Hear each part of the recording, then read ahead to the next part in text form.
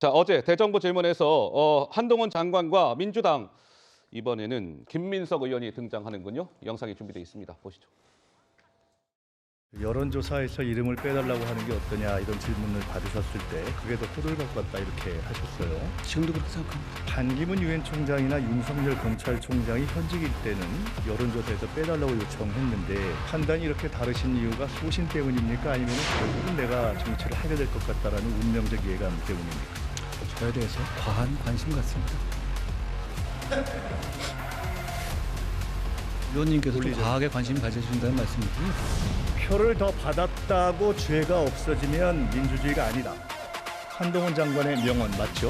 동의 안 하십니까? 선거에 이겼다고 야당은 100대를 때리고 대통령 부인은 한 대도 안 때리고 수사도 안 한다. 그렇게 보는 국민이 바본가요? 거기에 대해서 사법 시스템에 따라서 처리되면 되는 문제고요. 여론조사에 대한 국민의 반응을 물었어요. 그 반응을 저한테 화를 내실 일은 아니고 오만하게 대답하지 마십시오. 의원님. 됩니다. 오만하게 대답하지 마십시오. 김민석 의원이 발끈했습니다. 김종인 의원 어떻게 들으셨습니까? 저는 그동안에 이제 기자 생활하면서 쭉 지켜본 게 네. 국회에서 국회의원들이 너무 오만하다라고 생각을 합니다. 오히려 의원들이 오만하다. 저도 사실은 국회에 들어가려고 준비하고 있는 사람이지만 예. 그럼에도 불구하고 의원들과 그 장관들과의 대화를 보면요. 네. 마치 무슨 본인들은 채권자고 장관들은 무슨 채무자인 것처럼 그렇게 말도 안 되는 주장을 하거나 윽박지르거나 그건 장관들뿐만이 아니고요. 청문회에 불려 나온 그런 분들에 대해서도 마찬가지고 본인이 말도 안 되는 질문을 하면서 거기에 대해 답변하려고 그러면 내 질문 시간 뺏어가니까 답변하지 마세요. 라는 식으로 정말 뭐 심한 말씀인지 모르지만 봉숭아땅 같은 국회를 우리가 너무나 많이 지켜봤습니다. 어허, 봉숭아. 그래서 저는 예. 오히려 지금 한동훈 장관이 저렇게 의원들이 말 안 되는 질문들에 대해서 거기에 논리적으로 응답하는 것들 그것이 왜 잘못인지 모르겠어요. 앞으로 모든 장관들이 그랬으면 좋겠습니다. 그래서 국회라는 장소가 예. 정말로 논리적인 토론이 이루어지는 그런 장소여야 된다라고 생각을 하고요. 예. 그리고 이 지금 출연한 사람 대개 보면은 민주당이 계속 하고 있는 것은요.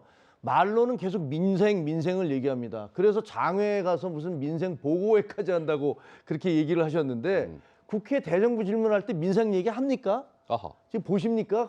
저기 무슨 민생 얘기가 나옵니까? 그저 한동훈, 김건희, 윤 대통령, 이상민 이런 개개인의 장관들에 대한 어떤 인격 살인적인 캐릭터 어사시네이션이라는 인격 저격적인 아하. 그런 발언들로 점철하고 있어요. 예. 그러면서 무슨 민생을 얘기하는지 저는 알 수가 없습니다. 네. 전평론가? 예, 일단 한동훈 장관처럼 다른 장관들도 대답해야 된다라는 말씀은 제가 절대 동의할 수 없는 것이 한 장관이 지금 국민이라던가 국회를 상대로 잘 설명을 하는 게 아니라 굉장히 비아냥거리거나 정치적으로 논란이 될 수 있는 부분이 분명히 있습니다. 그렇기 때문에 모범 답안이 아니라 사실은 이렇게 하면 안 된다라는 한 측면을 보여주는 면도 분명히 있다고 생각을 하고요. 예. 두 번째로 방송이나 언론에 있어서 한동훈 장관과 야당 의원들의 설전이 많이 부각되긴 했습니다만 사실은 민생 문제에 대해서 야당이 짚은 부분 분명히 있습니다. 경제 분야 대정부 질문에서 서영교 의원과 이성만 의원이 최근에 난방비 폭등에 대한 정부의 대책을 물었어요. 네. 전 정부터 이렇게 하는 것이 아니라 그럼 현 정부는 도대체 무슨 생각을 갖고 있고 어떤 대를 갖고 있는지 물었고요. 정의당의 류호정 의원 같은 경우에는 문제가 됐던 스토킹 법안에 대해서 법무부가 어떤 것을 하고 있느냐 정책들이 아주 잘했습니다. 이렇게 해서 싸잡아서 예. 야당이 민생 알겠습니다. 팽개친다 이런 주장 맞지 않다고 생각합니다. 자, 이렇게 두 분의 의견은 좀 엇갈렸고 그러면 제가 구자홍 차장께 한번 좀 질문을 드려보겠습니다. 자, 한동훈 장관이 이번 대정부 질문이 시청자 여러분 사흘 동안 진행이 됐습니다. 첫째 날이 정치 분야였죠. 그때 한동훈 장관 등장했고요. 둘째 날은 경제 분야였기 때문에 한동훈 장관이 없었습니다. 그리고 어제 교육, 사회, 문화 분야였는데 한동훈 장관이 등장한 것이죠. 한동훈과 민주당 의원 간의 엄청난 충돌, 신경전. 글쎄, 우리 구자홍 차장께서 좀 어떻게 보십니까? 네. 그러니까 한동훈 과잉 현상이 좀 빚어지고 있다 이렇게 여겨집니다. 과잉 영산. 그렇습니다. 왜냐하면 이 지금 중앙부처를 구성하고 있는 부처 수만 하더라도 17개 부처입니다. 예. 총리까지 하면 이제 18명인데 대정부 질문에서는 그 각부 장관들을 그 앞에 세워놓고 국민을 대표해서 질문을 할 수 있는 이 권한이 있는 장소가 바로 저 대정부 질문이거든요. 예.